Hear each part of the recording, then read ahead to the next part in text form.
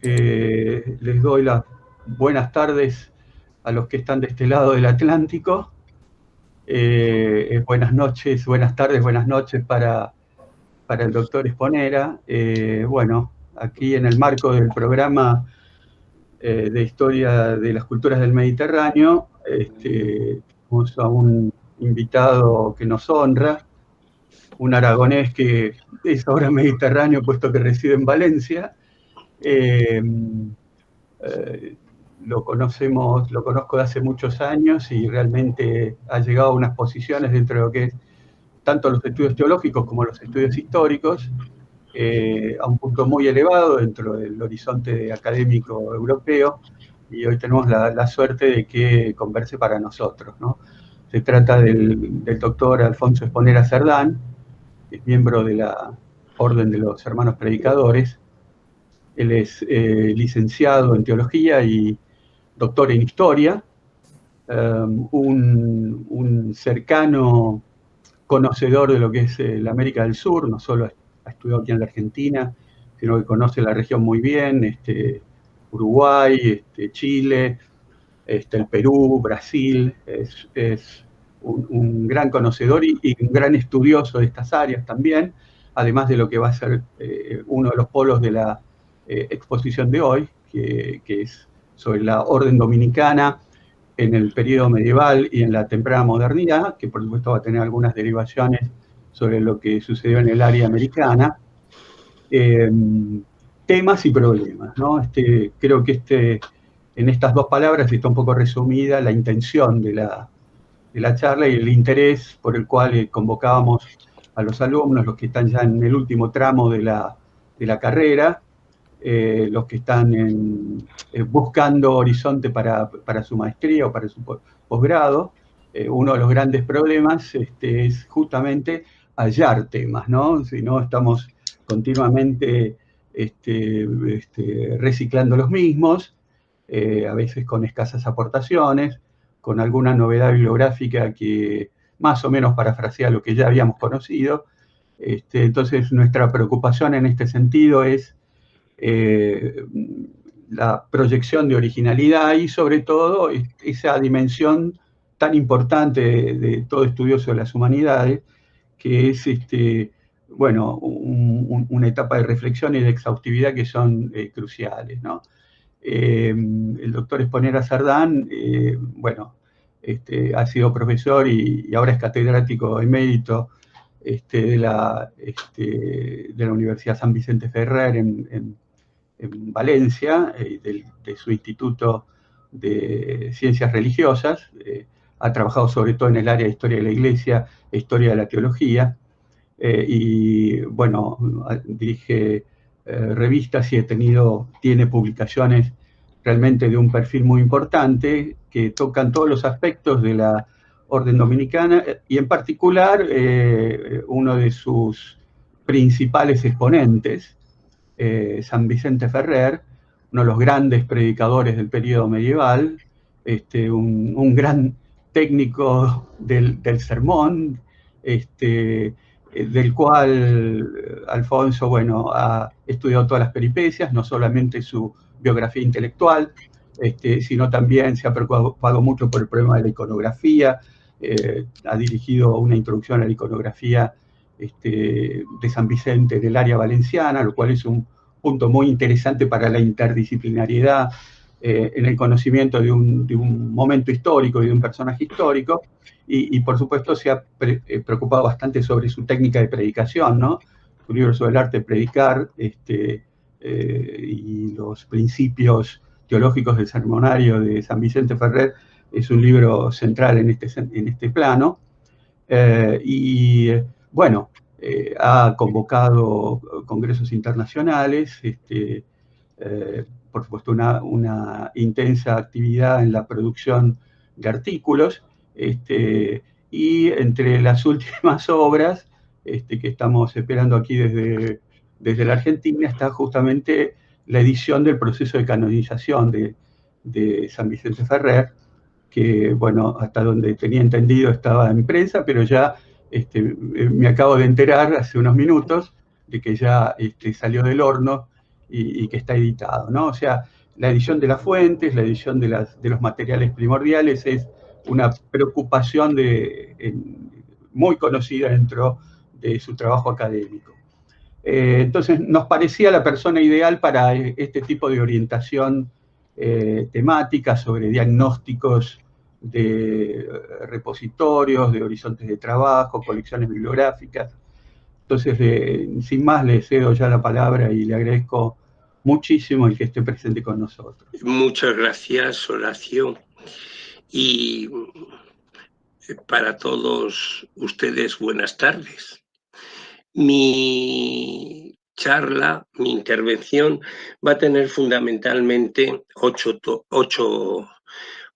puntos, pero que no cunda el pánico. Son a veces casi, va a ser más larga el enunciado de ese punto que su contenido. Y lo primero que quisiera señalar es que no hay que olvidar que los periodos tradicionales de división de la historia son solo a efecto de necesidades didácticas, no tanto porque sus protagonistas los vivieran así. Hoy estamos en la Edad Antigua y mañana amaneceremos en la medieval o el periodo que quieran, ¿no? No, son solo meras divisiones a efectos didácticos. Pero es en ese periodo bajo medieval en el que, y temprana edad, modernidad, pero es en el periodo bajo medieval cuando surgen y se van afianzando lo que se llama órdenes mendicantes. ¿Qué son las órdenes mendicantes? Ni más ni menos que un nuevo modo de vida religiosa. Hasta aquel momento solo existían los eremitas o ermitaños y los cenobitas que vivían en común. Un ejemplo de estos que vivían en común son ya un poco evolucionados los benedictinos. Una cosa así singular y característica es que ellos se llaman dominus, dom, señor, pero sin embargo las órdenes mendicantes se llaman fratres, o sea, fray, hermano, porque es un modo diferente de entender y de vivir todas estas realidades, vinculado poderosísimamente al renacimiento urbano y al correspondiente surgimiento de ciudadanos que son artesanos, mercaderes, banqueros, etcétera. Estas órdenes mendicantes, las dos primeras, fueron los dominicos, los franciscanos y posteriormente se fueron incorporando los agustinos, mercedarios, etc. Inicialmente, todas gozaron de lo que se viene a denominar el Estatuto de Mendicantes. ¿Qué quiere decir esto? Que por participar de este estatuto se van a dedicar para su sustento al trabajo manual y a la predicación popular, inclusive a la enseñanza universitaria.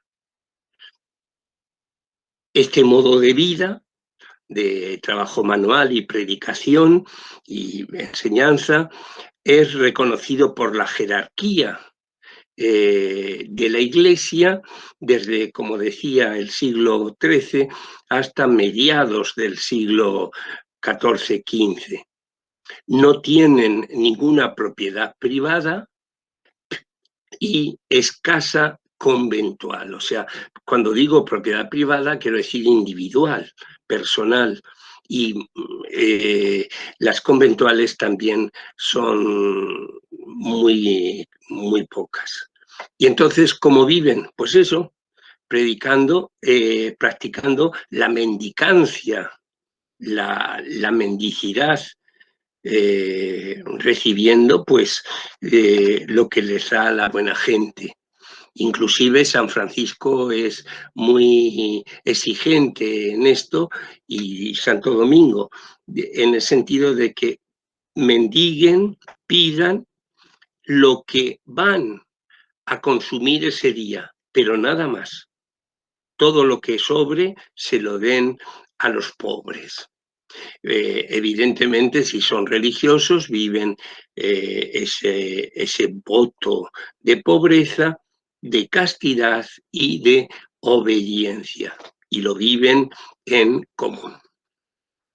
Los dominicos fuimos fundados por Santo Domingo de Guzmán y reconocidos oficialmente por la Iglesia a finales de diciembre de 1216. Y 4 años después fueron surgiendo lo que llamamos las diversas provincias. Había crecido mucho el número de frailes y se tenían que organizar institucionalmente. Provincias que se identifican con una región geográfica concreta y a veces abarcan varios reinos. Por ejemplo, yo que pertenezco o pertenecía, tengo que hablar en pasado, en la denominada provincia de Aragón, esta provincia, por las conquistas y expansiones de los reyes de Aragón, pues comprendían los reinos, el de Aragón propiamente dicho, el de Valencia, el de Navarra, las Baleares, el Principado de Cataluña, inclusive Cerdeña, Nápoles y Sicilia, porque esa fue la expansión por el Mediterráneo de la Corona de Aragón. Y en la América hispana, o sea, en las Indias occidentales y orientales, ¿cuándo se hacen presentes los dominicos? Pues los dominicos se hacen presente vamos a decir, un poco tardía, porque los primeros que se hicieron presentes fueron los franciscanos en el segundo viaje de Colón, aunque haya ahí un eremita que sí se dice que es legendario, ¿no? Pero bueno, los franciscanos en el segundo viaje de Colón, y su objetivo fundamental fue la predicación a los españoles. Los dominicos consiguen, porque fue una cosa un poco laboriosa, hacerse presentes en estas tierras, concretamente en la Española, la actual República Dominicana y Haití, a partir de septiembre de 1510. A lo mejor les suena algo de que en diciembre de 1511 lanzaron una acusación muy grave acerca del maltrato que los indios sufrían por parte de los colonos españoles, lo que se ha llamado el Grito de la Española, que desencadenó toda una serie de pronunciamientos, de legislación, etcétera, muy interesante, pero que yo evidentemente no voy a hablar de eso. Esto es, como digo, a partir de la presencia de los dominicos en 1510. Y en la actual Argentina, bueno, pues la presencia de los dominicos en Argentina fue cuando desde Chile fundaron casas en Santiago del Estero, Mendoza, San Luis, San Juan, y esto fue en la década de 1580. Y siempre estuvieron dependientes de la provincia de San Lorenzo Mártir de Chile, hasta que en 1724 pasaron a formar una provincia, vamos a decir, autónoma, aunque no es exacto, que es la provincia de San Agustín del Río de la Plata. Prometo no dar más cifras porque las cifras hasta alta hora de la madrugada son bastante aburridas. Si a alguien le interesa una visión de los dominicos en América colonial española, la más completa y actualizada es la de Miguel Ángel Medina, que se titula Los dominicos en América, que se publicó en Madrid por Mafre en el lejano año de 1992. Es, como digo, una visión pues bastante completa de los dominicos en la América colonial española. A partir de 1810 no hay ya un tratamiento unitario, ni conozco obras, sino trabajos muy diferentes en cada país. Bueno, ahora ya he hecho todo esto, paso a hablar de los corpora documentales dominicanos. Las fuentes, que nadie se asuste, como es de esperar, están en latín y casi todas transcritas y publicadas, que no quiere decir a ustedes los jóvenes que las tengan disponibles en Internet. Los primeros cronistas dominicos, estamos hablando del siglo XIII, también están en latín y no todos están transcritos ni publicados. Hay que recorrer a pergaminos o a ediciones manuscritas. A partir del siglo XVI, los cronistas, las relaciones, las cartas, historiadores, se van escribiendo en las lenguas vernáculas, pero no todo está transcrito y publicado. Las primeras fuentes para las Indias en la actualidad se han venido publicando con buenas introducciones, siendo dignos de mención el boom de Bartolomé de las Casas. Pero también tengo que decir lo mismo, no todo está colgado en Internet. Las hagiografías se van publicando algunas, pero la gran mayoría tiene una fuerte carga hagiográfica y, por tanto, poco histórica.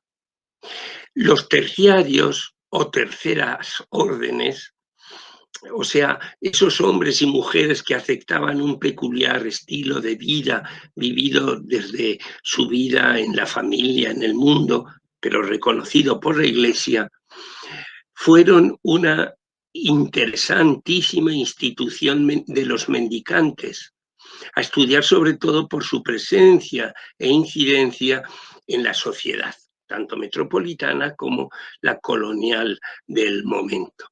Por ejemplo, en Argentina, muchos de los próceres fueron o tuvieron relación con los dominicos terciarios, o con la tercera orden.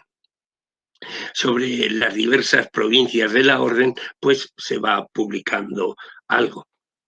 América Latina hay diversas provincias, unas más fuertes, otras menos fuertes. Respecto a los repositorios de fuentes, de toda la orden están en el Archivo General de Roma, conservándose sobre todo las actas de los capítulos generales, la correspondencia de los maestros generales, aunque ahora les llamamos maestros de la orden, con las diversas provincias y documentación muy variada, aunque hay grandes agujeros históricos documentales.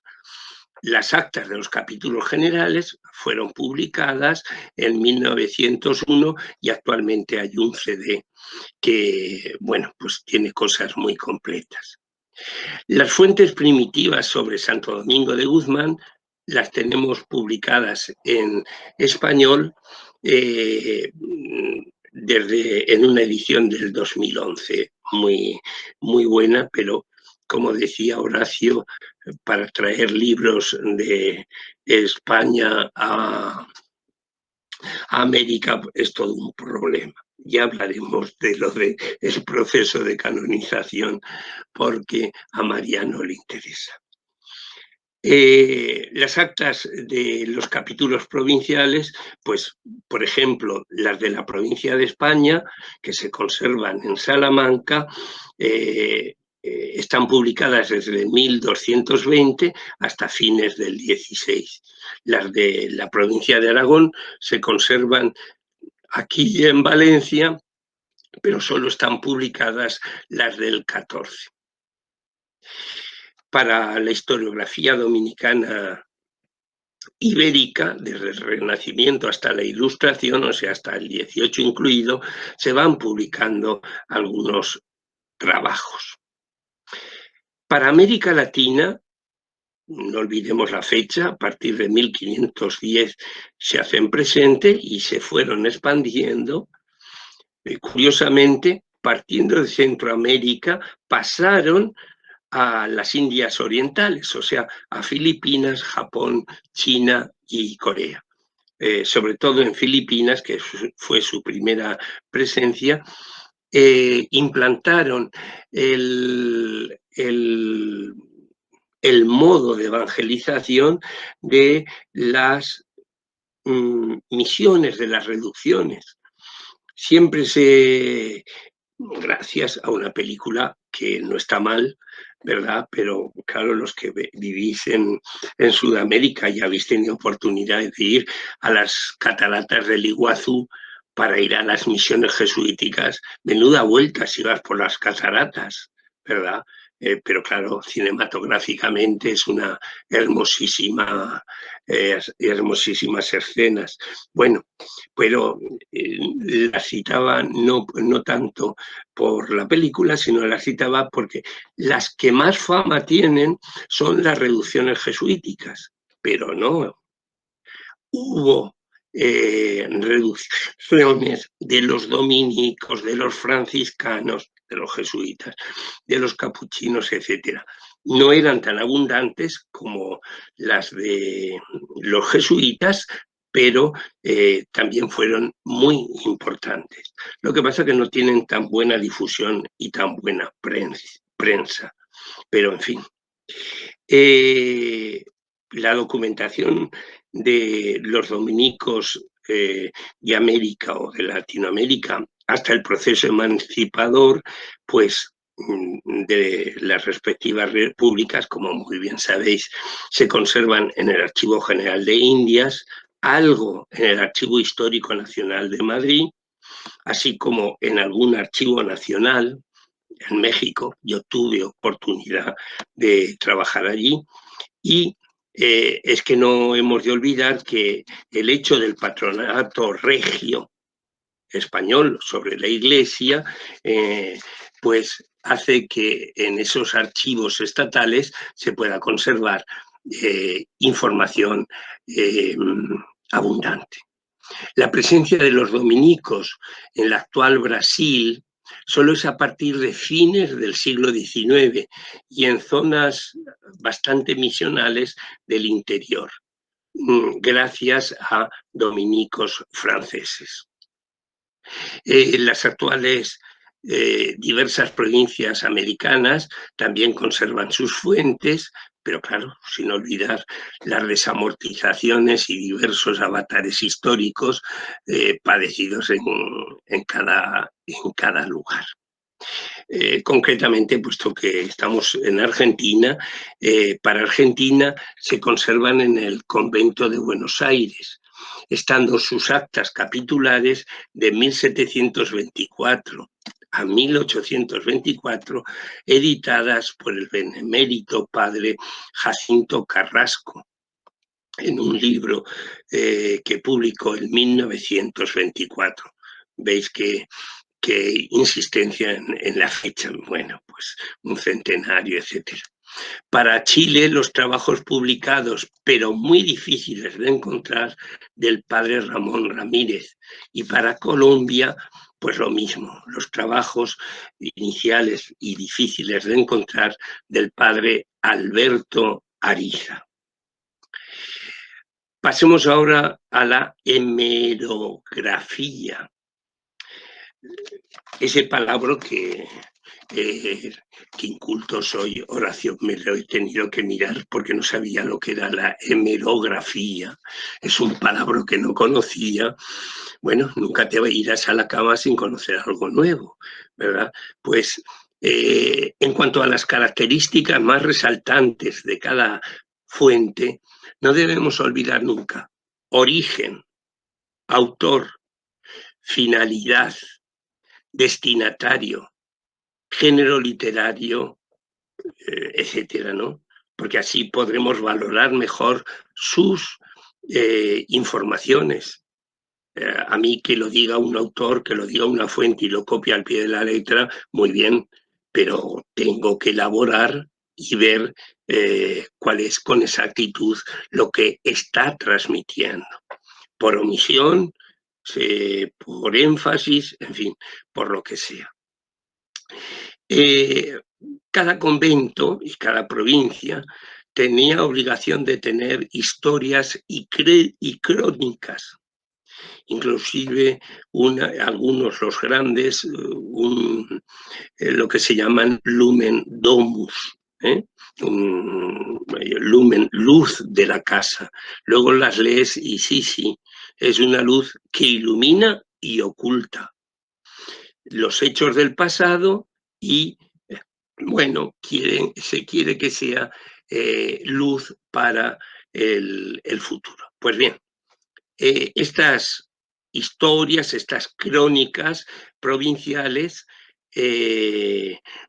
son muy importantes, pero desgraciadamente muchas provincias y conventos no las escribieron jamás o no se ha conservado. Quizá algunas se redactaron en el siglo XVIII por indicación del primer colegio de historiadores de la Orden de Predicadores en Roma. Entre los años 1748 y 1792 surgió este que se ha llamado Colegio de Historiadores de la Orden y impulsaron pues la edición de crónicas y sobre todo la recogida de este material y trasladarlo a Roma. Por eso gran parte de este material se conserva en el archivo generalicio, ¿no? Y es muy interesante. Ahora un compañero mío está en Roma con una especie de beca de esas Erasmus o como se diga, y está encontrando cosas pues muy interesantes, pero claro, sumamente fragmentarias, nada completas, etcétera. Bueno, y además no tenemos que olvidar, según el historiador argentino Guillermo Nieva Ocampo, quizá habéis leído alguna cosa de él, por lo menos en los dominicos la conservación de documentos contradecía la práctica de la pobreza mendicante en sus inicios. Por eso él dice, justifica que no se conserven casi papeles al respecto. Pero a partir del siglo XV, es decir, el siglo de la Reforma en la provincia de España y luego en Aragón, abundan escrituras vinculadas a la recepción de bienes y al tráfico de propiedades. Y es cuando aparecen entonces esta documentación que a nosotros los historiadores pues nos viene también. Pero he de decir, aunque me pongo tierno, con dolor de corazón, que la Orden de Predicadores no es preclara por publicar sus cosas, publicar su historia, etcétera, etcétera. Y así, en cuanto a revistas de historia dominicana, de las que yo al menos tengo noticias, está Archivum Fratum Predicatorum, que es del Instituto Histórico de Roma, la Dominican History Newsletter, que también es del Instituto Histórico de Roma, que este es un elenco de artículos y de autores que han publicado a lo largo del año y los lugares en donde están. Memoria Dominicaine de Francia, Archivo Histórico de España. Estas son las propiamente dominicanas, las que yo conozco que los dominicos tenemos. Alguna revista europea tiene repertorios anuales de trabajo sobre temas de historia de la Iglesia y entonces pues recogen algunos trabajos. Y también el Anuario de Historia de la Iglesia que se publica en la Universidad de Navarra. Pasando ya, que ya llevo hablando casi media hora, cuestiones hagiográficas, pues en la actualidad hay una excelente vida de Santo Domingo en español, que es la del padre Viquer, publicada en 1956, pero que en la edición última española ha sido actualizada en sus notas por petición del padre Viquer. También hay de algunos frailes insignes en letras y predicación, obispos, prelados, siervos de Dios, beatos, santos, etcétera, basadas en las fuentes antiguas, pero la gran mayoría muy marcadas por su carácter hagiográfico. Pero faltan muchísimos. A este respecto, el mencionado Bartolomé de las Casas, pues últimamente se han publicado algunas historias serias. También, y esto sí que merece la pena resaltar por si os interesa bucear por alguno de ellos, se han conservado procesos de beatificación y canonización de dominicos varones y mujeres, cuyas preguntas que se van formulando a los diversos testigos son muy interesantes porque nos muestran el modelo de santidad, el perfil que se quería resaltar de ese personaje en el momento en que se formularon. En cuanto a las bibliotecas conventuales íntegras, se han conservado muy pocas. Y por eso ahora pues se vienen trabajando los catálogos e índices, los pocos que han llegado hasta nosotros y que se conservan generalmente en bibliotecas históricas universitarias por el tema de la desamortización. Pero ya os digo que es un aspecto que se viene trabajando, pero respecto a los dominicos no hay tanto. Ánimo en el antepenúltimo tema. El Mediterráneo dominico de la provincia de Aragón. Como ya he indicado, la provincia de Aragón coincidía mayoritariamente, con algunas excepciones, con los límites del antiguo reino de Aragón, según las conquistas, reconquistas y devoluciones de la política expansionista de sus reyes. Este es el caso, por ejemplo, de las Baleares, que siempre, o Reino de Mallorca, que siempre sus 6 conventos formaron parte de la provincia de Aragón, con todos los derechos y deberes de los demás conventos peninsulares. Los conventos del Reino de Navarra pasaron a la de España en 1569, con gran rechazo por parte de los frailes aragoneses. En esos reinos tan exóticos que he citado, de Cerdeña, Nápoles y Sicilia, eran conventos gobernados con vicarios generales, o sea, que hacían las veces del provincial de Aragón. Y esta situación de provisionalidad, vicarios generales, duró para ellos hasta su incorporación a las respectivas provincias actuales. Y no sé qué me ha pasado, me ha salido algo en el ordenador, no sé si... ya está. El último punto, la orden y las mujeres, la orden dominicana y las mujeres. La rama femenina, llamadas monjas, fue apareciendo desde los inicios de la rama masculina, a la vez, inclusive antes, un año o dos antes. Es una institución a estudiar, esta rama femenina de las monjas, tanto en la sociedad española como en la colonial, porque fue un foco de vida religiosa, de vida social, etcétera, sumamente importante. En América se hicieron presentes muy dispersamente a fines del siglo XVI.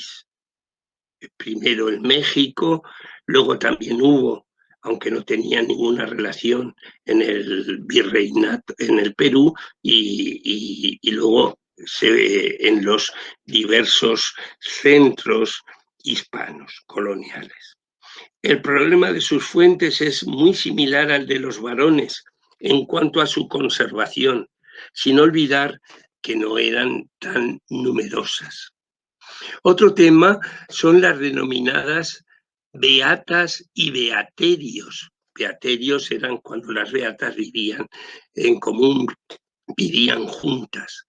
Tema importantísimo tanto en América colonial como en Filipinas. ¿Y quién eran estas beatas? Bueno, os pongo un ejemplo que a lo mejor os suena un poco. Santa Rosa de Lima. Santa Rosa de Lima era una terciaria, una beata dominica, no era monja. La aparición y difusión de los institutos de vida activa, o sea, las hermanas dominicas en Europa y en la América hispana, fue a mediados y fines del XIX.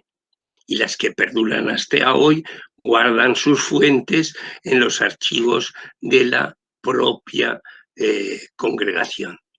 También había mujeres en esa orden tercera que he mencionado antes de gentes, señoras, mujeres que vivían en su familia en un contexto a veces matrimonial, pero otras veces de soltería, pero que vivían allí, seguían los usos y costumbres de estas que llamamos terciarias dominicas.